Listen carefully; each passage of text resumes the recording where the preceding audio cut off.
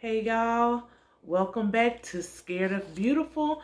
My name is Ples, and tonight we are going to get into a review of this season's Married to Medicine. If you are new to the channel, welcome, and I hope you like what you see. If you do, I hope you like the video, comment, and subscribe to the channel. We have a lot more coming, and I am excited to get into these shows with you all, give you my little 2 cents, my perspective, and everything else that I plan to bring to Scared of Beautiful. So let's get into it.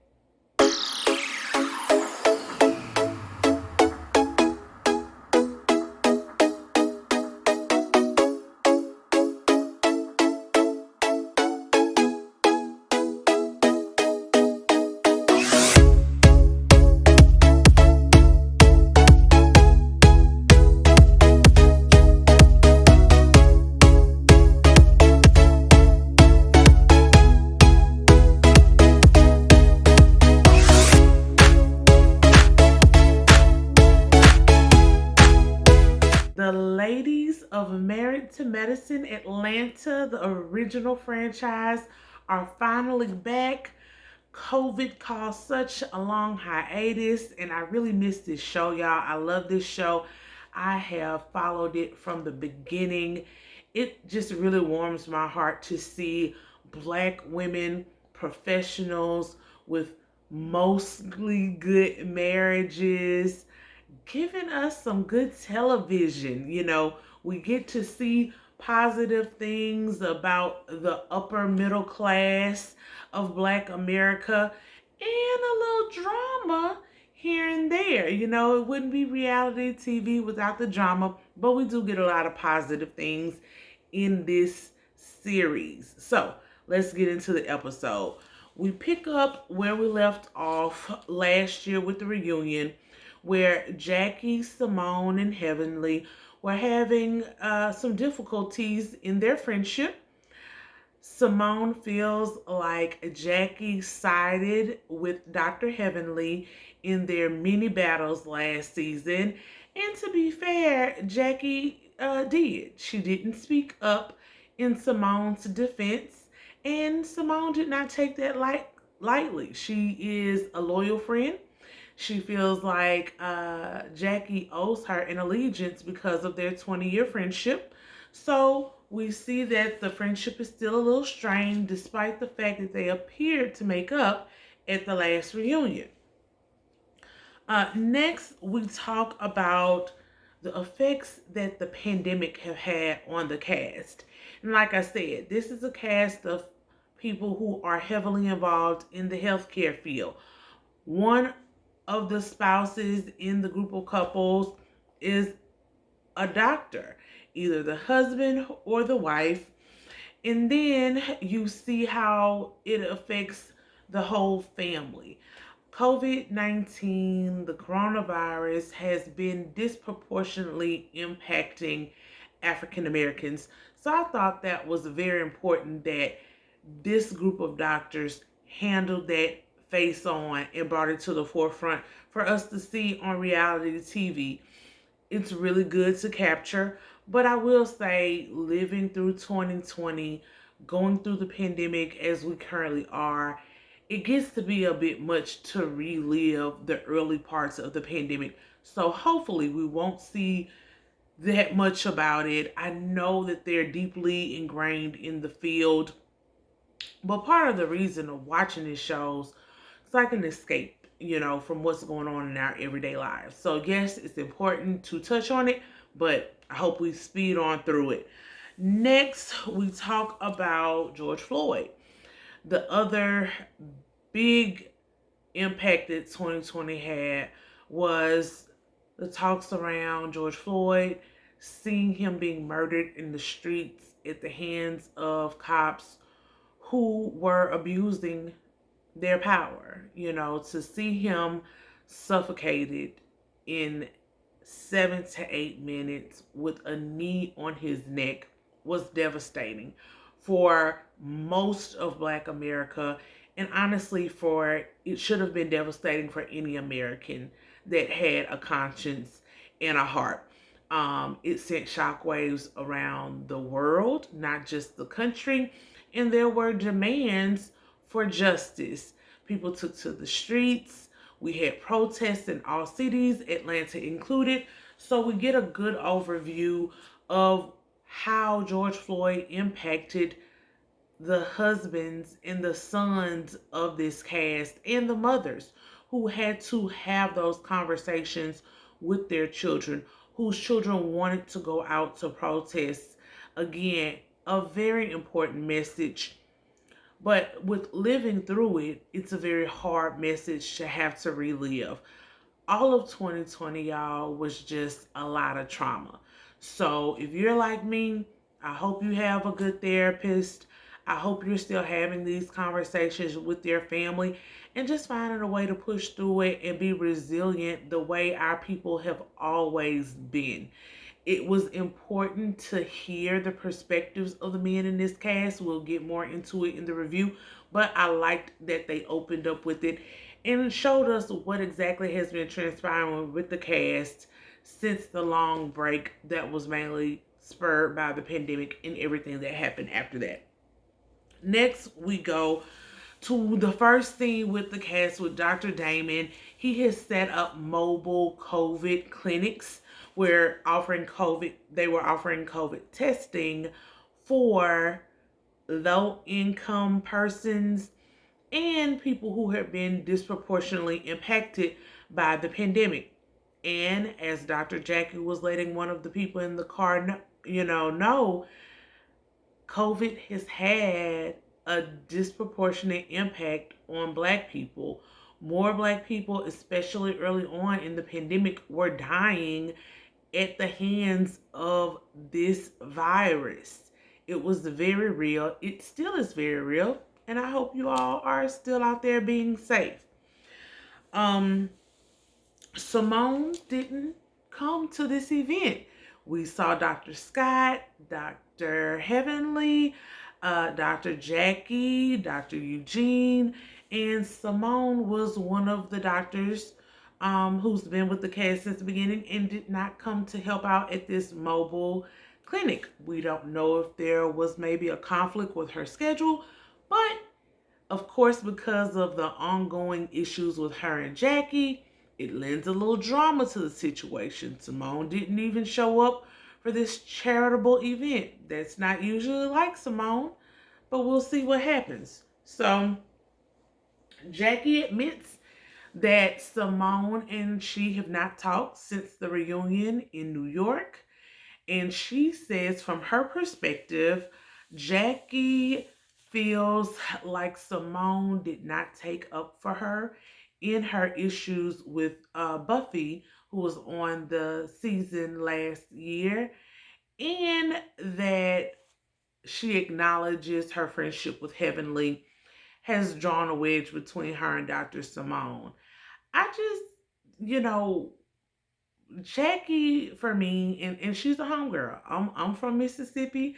Jackie is literally from about 20-30 minutes. Her hometown is 20-30 minutes away from my hometown. So I must admit, I was very disappointed in Jackie last season when she talked about Buffy's infertility openly at her book announcing event. That is not her story to tell. She was very much out of line. Even if Buffy had shared her struggles with infertility with them as a group of ladies, it was not Jackie's place to announce that in a room with hundreds of other people. It was a gross invasion of her privacy. And when Jackie was called on it, she was completely dismissive, completely defensive, and honestly acted very ugly. I was shocked as a professional woman, as a sorority woman, as a good old Southern country girl from Mississippi. Baby, your mama taught you better. You knew better, Jackie. And you need to learn how to take correction. It's really sad that as a group of women, we don't know how to just say, you know what, sister, I was wrong. I offended you. That was not my intent. But I was wrong. And Jackie is such a perfectionist. I know she had some note cards or ran through her speech that she was going to give before she got up there. I don't believe that that was a spur of the moment thing, her throwing Buffy out there as an example. And I just want to know why she thought in her head, especially when she went through her own infertility struggles, why she thought it was okay to, spread another woman's business like that. At least without asking her first. You consult with somebody first, Jackie. Come on. Next, Simone talks about how the pandemic has affected her. She says that it has allowed her more home time. And honestly, I'm happy because Simone was always working. Her sons and her husband always talked about how they weren't getting enough time with her. So I'm glad the pandemic slowed her down a little bit, had her going straight from the hospital to home, and was able to give her some more time with her children, especially since Michael, as we will see later, is on his way to college. This was his senior year. As bad as COVID was, y'all, there were some good things that came out of it. And more family time and creating memories with our families was definitely one of them. Simone admits that she is also distant from Jackie, and that because of the pandemic, she only wants to be by family and close friends. Whew, Chile, honey, Chile. That was some shade, Simone. A 20-year friendship, I think, would classify somebody as a close friend. Let's hope they get it together. Michael, like we said, is getting ready to go to college. Michael, thankfully, has gotten a scholarship, but it's from Lee University, which is in a small rural town in Tennessee. Michael admits that he is, leery of going there because of how rural it is. In some of his tours and travels there, he has seen lots of Confederate flags. So he's worried about racism when he gets there.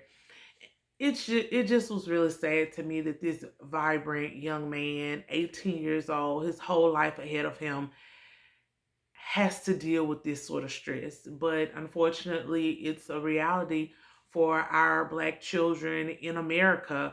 I hope he goes to college, keeps his scholarship, is able to focus on the game, and completes the mission that he's there to do. Unfortunately, racism is alive and well in this country. So, our children will have to learn how to deal with it sooner or later. So I hope he's really able to navigate this successfully. He does admit that he's kind of taken growing up in Atlanta, the Black Mecca, a little bit for granted. He grew up surrounded by Black excellence, and those of you who know me from All About the Tea know that after I left my small rural town in Mississippi, went to college and law school in New Orleans, and I kind of felt the same way. I went from a place that was very black and white to a city that was very heavy with Black intellectual influence, political influence. And, as Ray Nagin said publicly after Hurricane Katrina, it was Chocolate City. And so when I left New Orleans a few years ago and moved to a different part of Louisiana that was very much more rural, a more mixed place, I know exactly what Michael is talking about and what he will deal with. It is a bit of a culture shock when you go from being insulated by your culture, seeing people who look like you succeeding and excelling, to having to, adjust to not being around that as much and having to deal with personalities who are honestly less tolerant. So I hope the young man is able to call up on his support system. I know his parents will be there pushing him along the way. You can do it, Michael. All right, next we go to Toya. Toya is so funny to me, y'all. Toya is on the golf cart. telling us how she's adjusting to suburban life. She shows us a day in her life, honey, which includes her picking her children up from whatever their activities are, um, with the COVID, them having homeschool. And then she lets us know that her normal day prior to COVID was spent raising her children, making sure they get their schoolwork, going to play tennis with her neighbors, going after tennis to the neighbor's house for happy hour, and then nightlife, which just looked like a big old pool party. I don't know if they just take turns at each other's pool or whatever, but she was living the life, honey, the life of a housewife. Um, and so COVID unfortunately brought a rude end to all of the fun that she was having in suburban life. Um, I liked when she came in that the kids had chores and she made sure they got up on it. Way to get that discipline, Toya. Toya drives me crazy sometimes, but I love seeing her being an active and present mother in her son's life. Next, we see Eugene coming home, and we see how life has affected him. He has to disrobe in the garage, make sure he's not bringing contaminated clothes home because he works in the ER. So he's like really the front line of people who are coming in with symptoms, and you don't know if they're positive or not. So he's taking off of his clothes, getting, freshened up before he goes in, trying not to bring in anything to his family. Next, we see him come back from taking his shower, and he's telling Toya about how COVID has affected him and seeing death like this on a daily basis. The gamut of the disease, from just being what we thought was a respiratory illness to now seeing patients presenting with heart issues, strokes, and other things that are actually caused by COVID. Toya, I love her, but I would think after all of these years, y'all, Toya just still is selfish as I don't know what. Your husband is literally dealing with death every day. And I know COVID has affected us all, but it just seemed a little bit superficial after he talked about his hard day and what he's dealing with, the lack of PPE, the lack of having masks and proper equipment for him and his, the nurses and everybody that's under his command. It was a little off-putting for her to then go talk about how it messed up their anniversary trip to Italy and she can't go to any five-star dinners and wear nice clothes and dress up and go out anymore. Toya, read the room, girl. It's not always about you. It's not always about material things. Like, the world will open up and you will be able to wear your wonderful clothes and shoes and go eat some expensive dinner again. That was not the time to talk to your husband about those things. But to be fair to her, she is talking about how Eugene is always bringing work home and does not have enough to give her and the children because he's so spent. Unfortunately, though, that's just the life you kind of sign up for when you marry an emergency room physician. You like the big money, you like all the things and perks that come along with it. You also have to deal with the realities of his job, girl. Um, Next, we see Scott coming home to Contessa, and it's the same thing. He has to disrobe in the garage. He's taking off scrubs, making sure he's not bringing in COVID contaminated articles to the home. He goes in, tries to give Contessa a kiss. That was just, I was like, are y'all playing with each other at this point? Because why Contessa leaned in for the kiss and then was like, oh no, you haven't showered yet. Well, girl, why did you lean in? You knew he just got in the house. Anyway, he has to shower first, and then we get into a montage of what all has been going on with them since the last season. We find out that she did finish her program at Meharry. She now has her master's in public health. Yay, Contessa. I'm all about bettering yourself and getting an education. I also am happy that this hurdle has been crossed for the family. Hopefully now they can get on a better footing since her being away at school was causing such a hardship on their marriage. Hopefully they can get on a better schedule now with the children and compromise more in their daily routines. Next, we see them go out to where the children are, and they talk about how hard it's been to get help from the pandemic with the children having to work from home and do homeschooling. They say that they got Scott's niece and the niece's girlfriend to come down to Atlanta full time to take care of the children. So the niece and the girlfriend do the homeschooling. They also are apparently in charge of health and wellness because we see Scott and Contessa go out to the yard where the children are fully engaged in a yoga session, honey. They have crystals off to the side. They have different lotions, calming activities that they're doing, and they are getting ready to meditate. I think it's wonderful. It is alternative wellness for people who are traditionally Christians and other religions, but it's never too young to teach your children self-care, ways to calm themselves down from anxiety, and especially in the midst of a pandemic. It was really fortunate that those young ladies could come down and teach those children built-in coping skills. These things will go a long way in these kids' life. So my hat is off to Scott and Contessa for doing that for their babies. Next, we see Curtis and Jackie. Curtis is bringing in some groceries, honey, for Jackie. And Jackie is asking him, did you spray that down? Did you spray the bananas down? He's like, girl, ask me if I sprayed one more thing down and I'm not going to spray it. I laughed because, y'all, I am a super hypochondriac. And I was Jackie.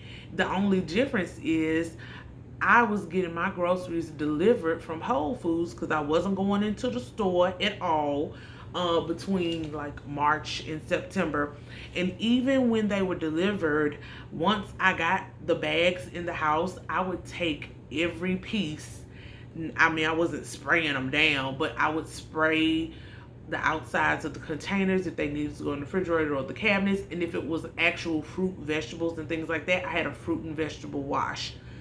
No COVID was getting in this house. And I will say, call me OCD if you want, but I think due to my precautions and God's good grace, so far as of the recording of this video, I have been COVID free. So y'all, the precautions work. Let's just try to be safe. It's not your fault necessarily. If you get COVID, it can happen to anybody.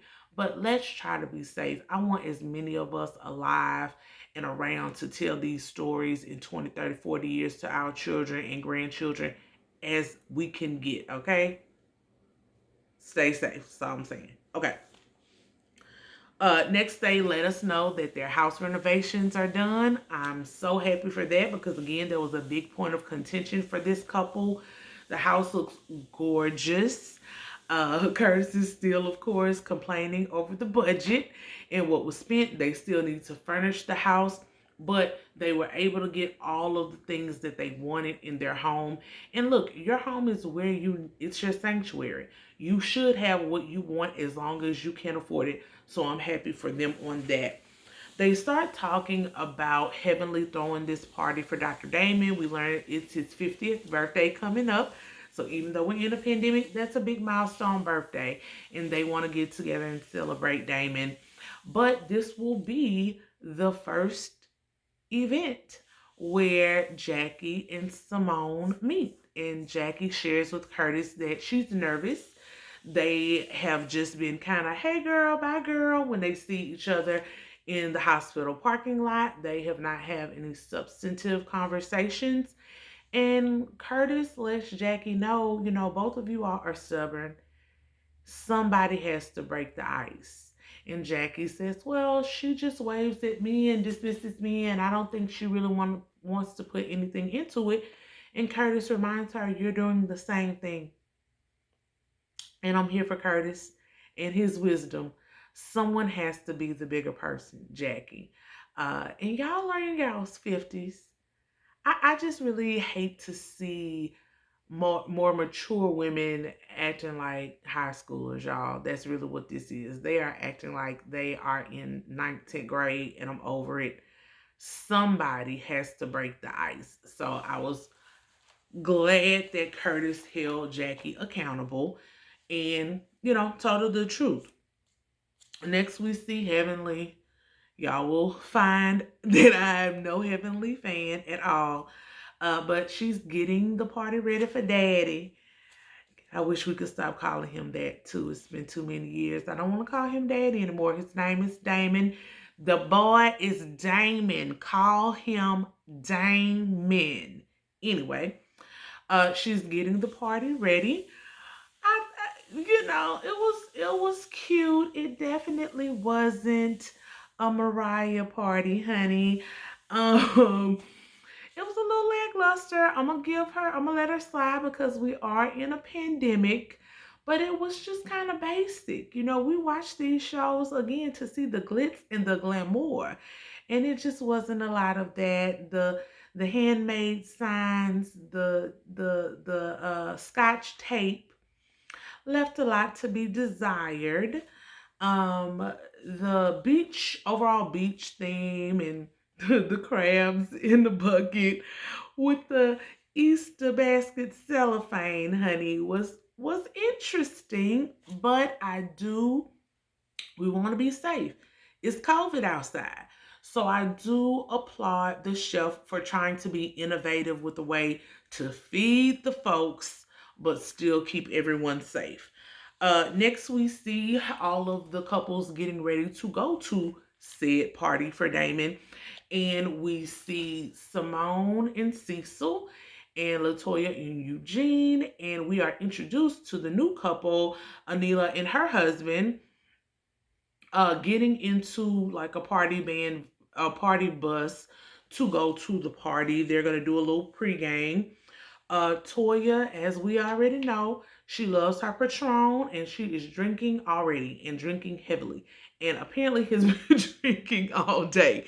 So by the time she gets in that van, honey, she is already on her way to being good and inebriated, lit, as they say. They had a little meter going to show you how much she had been drinking that day. Simone says she made her decision to not be angry with Heavenly at the reunion, and she's honoring that decision. However, she has not talked to Heavenly since New York, but because she likes Damon, her and Cecil will be going to the party. Next, we see that Contessa and Jackie are riding to the party together. Jackie shares with Contessa that her and Simone have not been close since last year. The pandemic, unfortunately, has not changed that. Contessa tries to give her some words of wisdom and lets her know that, some friends are just territorial. No matter how old we get, you have friends that, don't want other people intruding on your friendship. And I have to admit, I tend to be a very territorial friend. However, I'm also an adult and I'm never going to make my friends choose.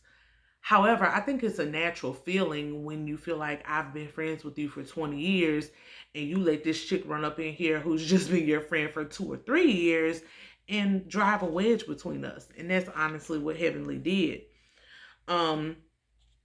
Simone, we flash back to the other couples. Toya is also saying, you're going to see your BFF. What are you going to say? And Simone lets her know that I was not angry with Jackie. I was more so hurt that I felt like she betrayed me and she did not step in when her friend Heavenly was going too hard on my husband and our marriage. And I honestly agree with her. Jackie is being very hypocritical in this situation to me. She wanted and expected Simone to step up in her disagreement with Buffy for whatever reason, even though Jackie was all the way wrong. But she didn't step in when Heavenly was horribly wrong with the things that she was saying about Cecil and every other husband on the cast. She done called Eugene a B word and has been overall disrespectful and dismissive to all of the husbands at some point. One reason why I don't like them. Toya admits that Heavenly is the problem, and when Heavenly hears that, she just acts like she doesn't know what happened and how she could have possibly been the wedge that came between Jackie and Simone.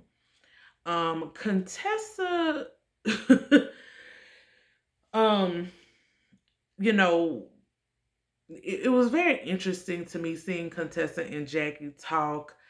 I liked how production put that flashback in there, though, that showed Heavenly saying that Simone is actually the person that got her to like Jackie because she did not like Jackie in the first place. And if you are a fan of this show and have been following this show, you know that she's absolutely telling the truth. And this is one reason why I'm not really here for Heavenly. She's beyond strategic. She only aligns herself with whoever she thinks can get her further on the show. She got into the show off the strength of Mariah. Let's be clear, Mariah Huq.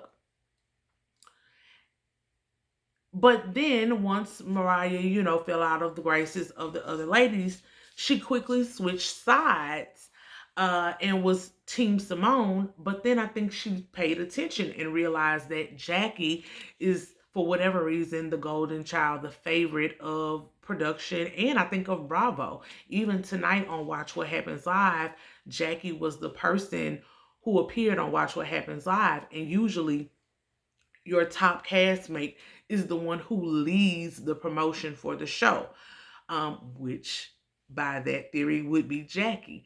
So Heavenly strategically aligned herself with Jackie. There wasn't an organic friendship. She's smart. I'll give Heavenly that. But she's also a tap dancer. She will do whatever it takes to keep a check rolling in. And that's that on that.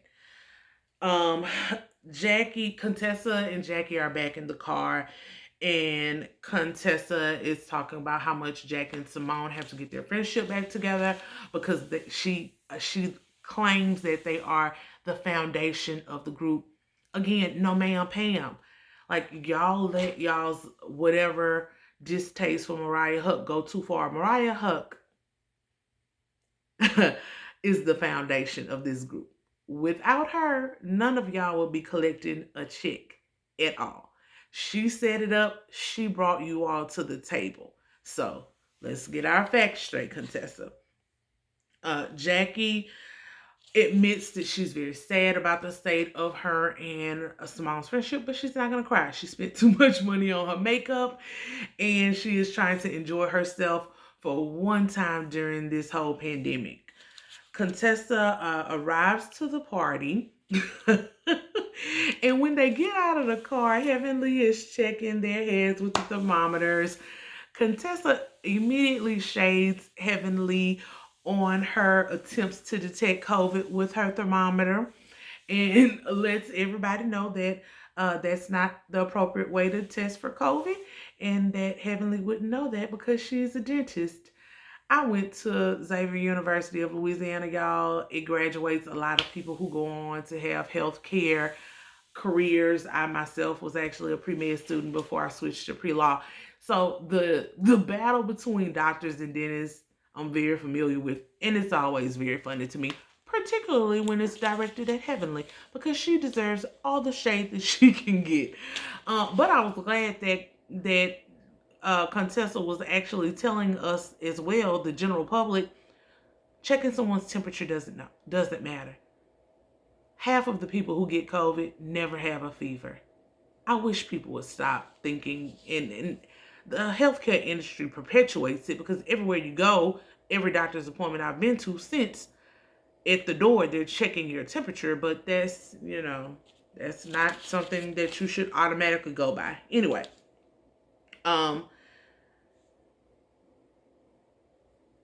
The theme of the party, once we get in, we see again the beach theme, the mermaids in the pool. Um, Simone comes in. Heavenly is being her normal, messy, shady self, even with her good Judy Jackie. She's asking Curtis, does he like his women thick? Talking about the mermaids. And we all know, if you're a fan of the show, Curtis has had issues in the past with infidelity. So Heavenly, for whatever reason, feels it's appropriate to keep bringing this up and trying to tempt this man with women, knowing if a woman even looks at Damon, Heavenly will cry. So, Jackie, get her together. You laugh about it, you joke about it. It's not cute. Check her. Next, Simone comes in. Everyone gets up to greet her, including Heavenly, but not Jackie. She waits for a minute. Finally, Simone is just standing there. And I meant to say this when they came out to the party bus, but after all of these years, y'all, we see that Simone still can't dress. When are we gonna get her some help? When are we gonna get her a stylist? What? I just, she has so much money and it's so well put together aside from the clothes. Nothing ever goes together. Like, what? I just, I just, I don't understand, Simone. You've been on this show for all of these years. Get yourself a stylist in that budget. Anyway, Jackie finally decides to be the bigger person and walks over to her and tells her, I'm going to hug you around your neck. Very country, girl. Very country. That was all the Mississippi coming out of you.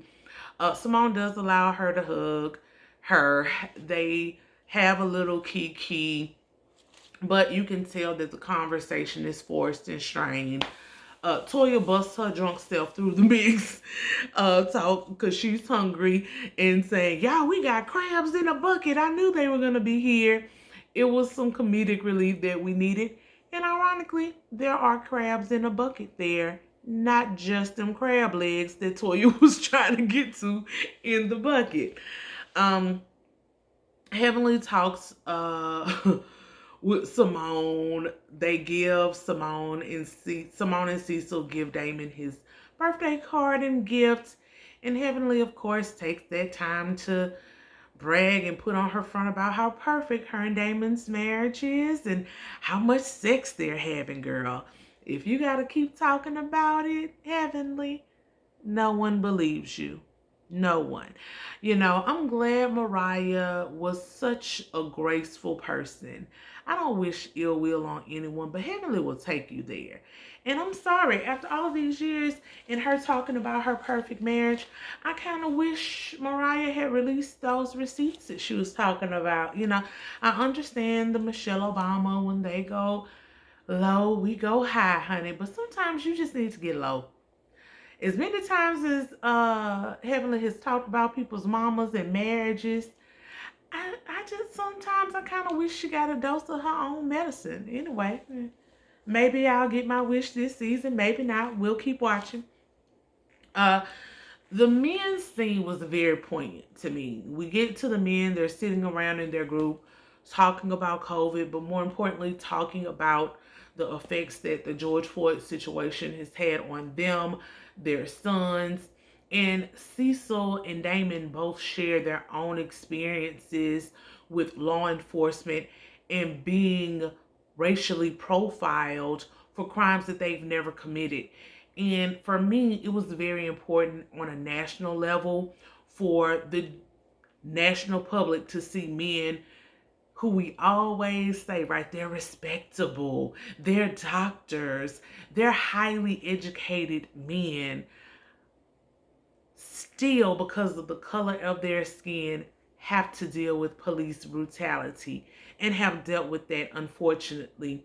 And that was when they were younger men, which was 20 or 30 years ago. Still in 2020, they were confronting this same situation. It was triggering and traumatic for those men, as it is for pretty much every black man in America. It was a very important conversation to have. My hats are off to the cast and to Bravo for including that important conversation. They also touched on the myth of compliance, and that was big. For you to hear from a black man's mouth that you repeatedly telling them, just cooperate, just cooperate. It doesn't work the same. It doesn't. You can cooperate and people will still find a way to kill you. We've seen it over and over at this point. It's been recorded multiple times. So I'm happy that they took that stand and used their voices in a positive way. Next, last thing, we get into the ladies discussing everything that happened since the reunion. Toya is super drunk. Like, the Patron has caught up with her at this point. Damon comes over to tell them they need to make sure they keep their shields on. Toya is over it. She's over COVID. She's hungry. She's drunk. She don't want no shield on. We should be safe. Heavenly is like, watch your tone with my husband. That's the one thing that I do like about Heavenly, although her tone was absolutely wrong as well. She didn't need to cuss at Toya. You know, you need to be safe. Everybody in the cast needs to be safe. This man is a physician. You need to listen to him and just do it. Heavenly then goes on to tell Simone that she wants to know specifically why she has not heard from her since the reunion. She apologized to her at the reunion. She told her she missed her, and she's not going to tell her anymore. She's not going to run behind a woman. Simone tries to respond, and Toya immediately interjects from the other side of the couch. She lets Simone and Heavenly know both of y'all are fake. Both of y'all only did that at the reunion for show, because if you really wanted to get your friendship back together, the reunion happened in November or December of 2019. And I think now this is probably at least, July or August of 2020 that they were filming. So it's been over 6 or 7 months and you all have not spoken to each other. That wasn't a genuine reconciliation of what happened. Toya calls them all types of fake, phony, and fugazi. She let the girls have it. Heavenly is like, girl, I know you drunk, but you need to pipe down in my house because I will put you out. And Toya politely lets her know, put me out. I've been put out of better places and I'm actually ready to go already. I was here for it, honey. I love Toya even when she's drunk. What I do like about her is she brings a sense of authenticity to the cast. She does not like when they are fake and acting a certain way behind their backs. She has always been straightforward. She has always been transparent. And that is very much more than we can say for a lot of ladies on this cast. That was the end. They trail off to a little to be continued. So we'll see. The trailer for this upcoming season looks explosive. I hope we get some good stuff. I hope they don't drag out this Jackie and Simone situation. Jackie and Simone need to make up the next episode. And that's it. I don't want to see 50-year-old women fighting over Heavenly for the rest of the next, 15 to 20 episodes. So y'all, let's pray we get some good television out of it. Drop down in the comments. Let me know how you feel about the episode. Are you a Heavenly fan? I'm not. But do you think she is the source of the beef with Doctors Simone and Dr. Jackie? Or do you think it was just a natural occurrence? Maybe they're just naturally drifting apart after 20 years of friendship. Are you excited about the season? Share your thoughts, comments. You know, we know we're going to miss Mariah. I definitely am this season. Like the video. Share it if you have some friends who also love this series. And subscribe to the channel. I'll see y'all next time. Bye.